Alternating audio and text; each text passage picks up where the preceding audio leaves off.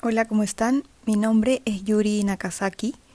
Soy abogada de la Universidad de Piura ya hace 10 años y desde hace como 8 meses inicié este proyecto que se llama Fútbol Femenino Actual.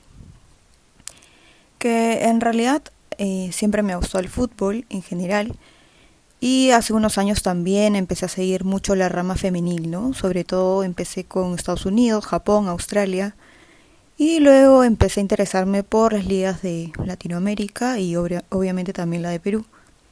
Entonces, a raíz de la Copa Libertadores 2019, es que ante la falta de información sobre el equipo que iba a representar al país, decidí yo misma como que investigar y crear un canal de información, ¿no? En realidad era para apoyar al equipo de Majes. Luego ya por sugerencia de unas amigas, decidí seguir con fútbol femenino actual porque me dijeron, siempre sabes mucho de fútbol femenino, estás al tanto de lo que pasa en el mundo, porque así como compartes con nosotras esta información, también compártela con otras personas por este canal, ¿no? Entonces es así como seguí en fútbol femenino, ¿no? Que luego ya cada vez seguimos aprendiendo y seguimos desarrollándolo y tratando de mostrar un mejor formato y contenido, ¿no? Em, sí. Fútbol Femenino Actual es un proyecto de fomento que busco enfocar desde 4 puntos de vista, más o menos, ¿no? El primero, y creo que es el más importante que quiero aportar, es el tema social, porque hablar de fútbol femenino, sobre todo latinoamericano, es hablar de una serie de problemáticas sociales que, que no se pueden dejar de lado, ¿no?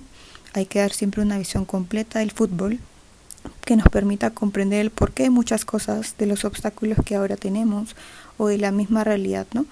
Y también nos ayuda a ver hacia este qué mejoras debemos buscar, ¿no? Como sociedad y eso.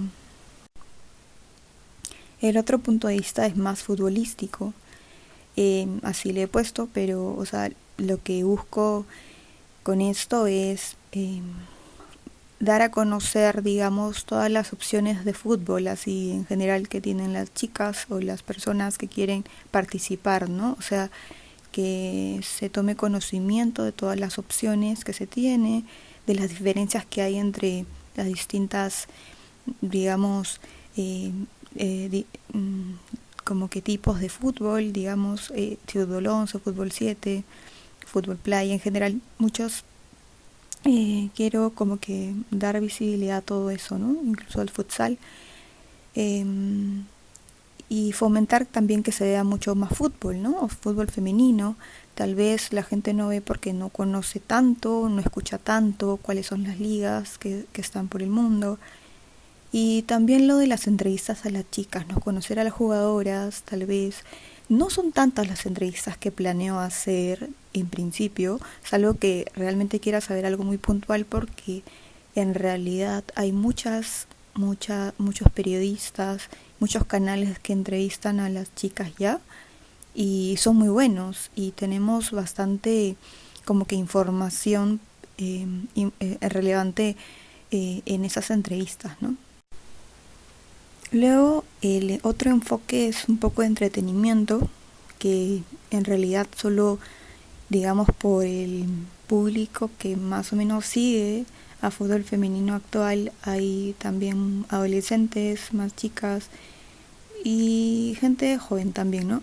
Y busco también conectar y que se sientan identificadas eh, con, el, con las publicaciones. También coloco datos de interés que puedan servir como de entretenimiento, pero que tengan implícito ahí el fútbol femenino para fomentarlo, ¿no? Como las películas y cosas así. Y el otro enfoque es el enfoque informativo, ¿no?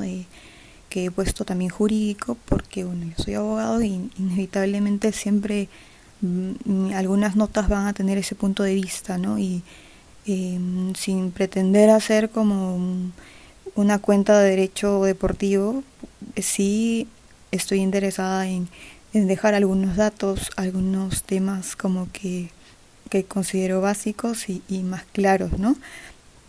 En cuanto al informativo, también incluyo noticias del fútbol femenino mundial que considero relevantes porque para el enfoque que quiero dar al canal de social y todo lo que estoy diciendo, pues que impliquen como avances del fútbol femenino o que impliquen o que muestren problemáticas del fútbol femenino, ¿no?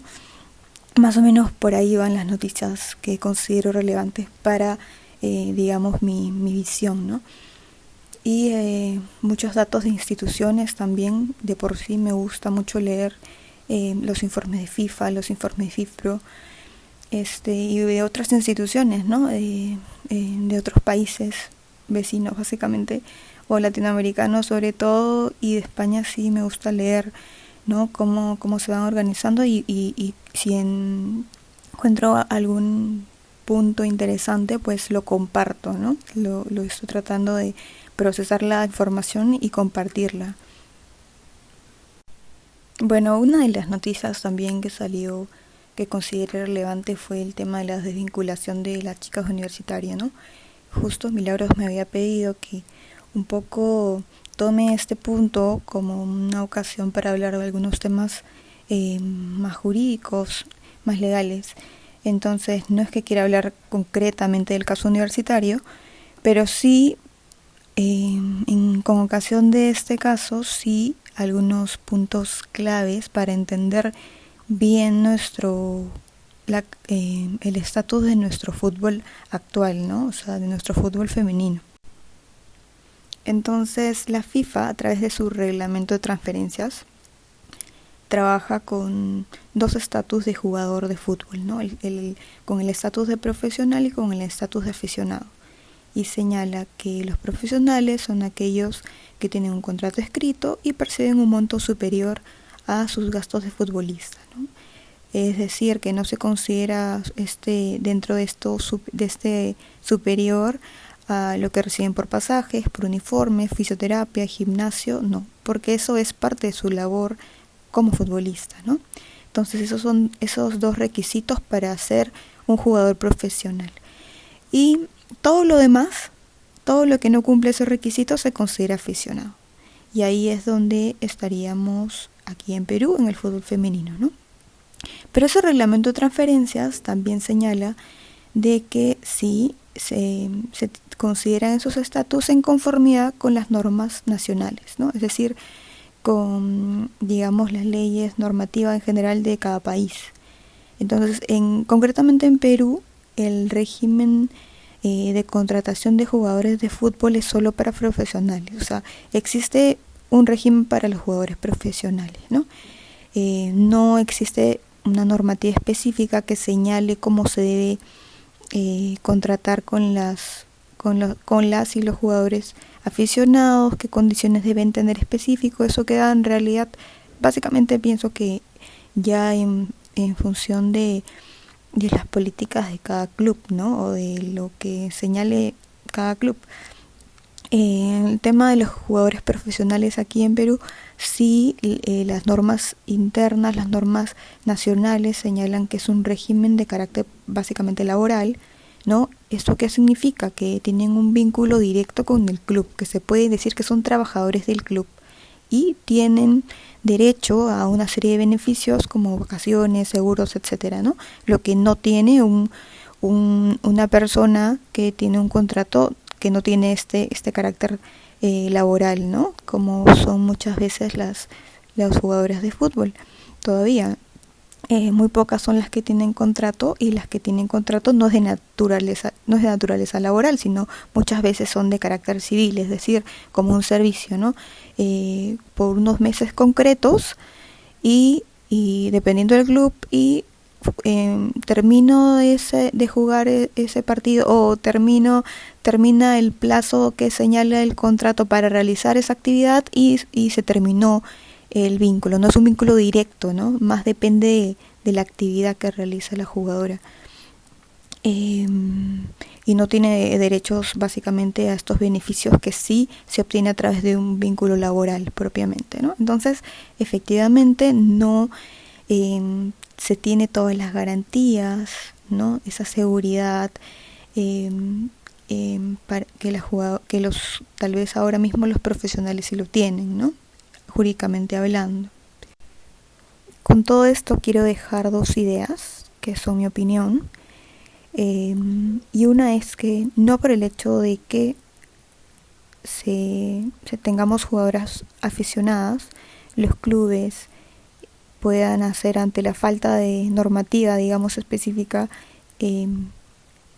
lo que quieran, así dicho rápido, con las jugadoras, ¿no? O sea, es decir, que sí merecen un trato digno, ¿no? Unas condiciones mínimas como jugadoras, ¿no? Eso uno.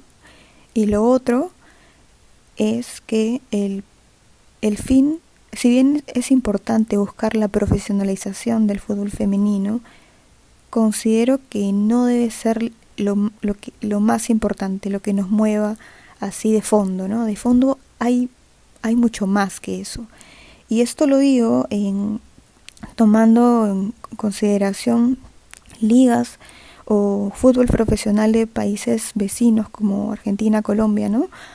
Que en realidad todavía siguen luchando porque las jugadoras se les respete sus derechos, ¿no? Y por ejemplo en Colombia aquí ya tienen como 2 años creo de profesionales, pero solamente es tener el estatus. Entonces no basta tener el estatus. ¿Por qué? Porque estas jugadoras, que muchas se llaman profesionales, no todas tienen contrato, no todas en los clubes. Entonces algunas sí, otras no, y las que tienen no tienen todos los beneficios, y además los contratos que se les suscriben las jugadoras son a veces por una temporada de 3 meses o de 4. Entonces las jugadoras dicen, no, y claro, pero yo tengo que trabajar todo el año, ¿no? O sea, y ¿qué hago con eso? Entonces ya, no basta tener el estatus de profesional, ¿no? Hay que ir al fondo, que es un fondo de respeto, un fondo de tomarse en serio el fútbol. Y pienso que a eso se debe apuntar también aquí, ¿no? Entonces considero que se debe buscar dar pasos firmes, pequeños, y poco a poco así buscar, sí, la profesionalización, pero ya con unos cambios sustanciales, ¿no? Desde el fondo, desde la base, que nos permitan tener un fútbol femenino profesional y sostenible. Un fútbol femenino profesional y de calidad, ¿no? Y que sea así competitivo, ¿no? Porque solamente si las jugadoras tienen también las condiciones necesarias para su desarrollo, es que cada vez va a ir también creciendo el fútbol, se va a ir siendo más competitivo también, ¿no? Y el tema del respeto, pienso que no necesariamente es cuestión de una inversión gigante, importante, ¿no? Que el tema de los gestores deportivos son los que saben más de esto, ¿no? Pero yo considero que hay cosas que son pequeñas, que las mismas jugadoras de aquí de Perú dicen, ¿no? No buscan como que una igualdad así de recibir lo mismo que los hombres, porque es imposible. Hay que considerar que hay cosas en que no se puede comparar el fútbol femenino al fútbol masculino. La misma Marta Vieira da Silva lo dice, ¿no? Que se molesta cuando a veces hacen unas comparaciones que no tienen sentido. ¿Por qué? Porque son dos ramas del fútbol, que es un mismo fútbol, obviamente, pero son dos ramas que han seguido historias distintas, que siguen desarrollos distintos, que han tenido obstáculos distintos que enfrentar, ¿no? Y por último son estilos también diferentes, ¿no? Pese a que todos son jugadores de fútbol y el fútbol es uno solo. Entonces, una de las cosas es el tema de la planificación, ¿no? Los clubes con una planificación que tengan unas metas es una muestra de respeto para las jugadoras.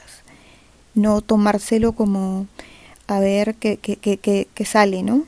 O sea, por más que sea pequeño, una planificación, una meta, pienso que lo puede tener cualquier club, ¿no? El tema de la comunicación con las jugadoras es otro tema, un punto de respeto que me parece que es básico, y es una de las cosas que ha salido con el tema también de universitario, pero no solo de universitario, porque miren, en la Liga Femenil de México, ahora mismo, que también tiene ya muchos clubes profesionales, jugadoras profesionales, Hay un club que acá, para que se den cuenta que no basta ser profesionales, porque hay un club que ha cambiado de nombre, ha cambiado de lugar, prácticamente se está mudando y las jugadoras se han enterado por redes sociales y eso no es posible. No es posible que las jugadoras se queden en el aire, no sepan si las van a contratar o no. O sea, el tema de la comunicación es básico y desde el inicio. Eso también, como jugadoras, también es importante que lo señalen. O sea, no es posible que una jugadora entre a un club sin más. Desde el inicio debe haber una reunión, como una especie de inducción también, para saber cuáles son los valores del club, de la institución, para que se sientan parte de la institución y sobre todo sepan desde el comienzo las reglas del juego claras, cuáles son los reglamentos, las bases de los torneos en los que van a participar.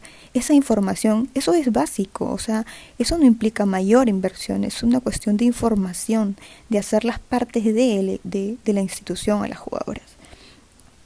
Y otro tema también que es una manifestación de respeto hacia las jugadoras es marcar como prioridad en las jugadoras aficionadas su desarrollo como deportistas, ¿no? Y ya esto implica sobre todo no poner trabas innecesarias y también irracionales y desproporcionadas a su desarrollo, ¿no? Por ejemplo, con el tema de las cartas pase concretamente, ¿no? Son jugadoras que tal vez muchas de ellas no reciben nada y así, o sea, esa misma lógica, ¿no? Tiene que apuntar al tema de su desarrollo, ¿no? O sea, darle prioridad a su desarrollo y nada, creo que por ahí es suficiente, no voy a decir más nada y eso, ¿no? Bueno, nada, solo me queda agradecer a Milagros por la invitación y también agradecer a todos. Si necesitan algo, les puedo ayudar en algo, quieren darme alguna idea o para conversar, me pueden escribir por los directos de Facebook o de Instagram y también a futbolfemeninoactual@gmail.com. Y nada, muchas gracias.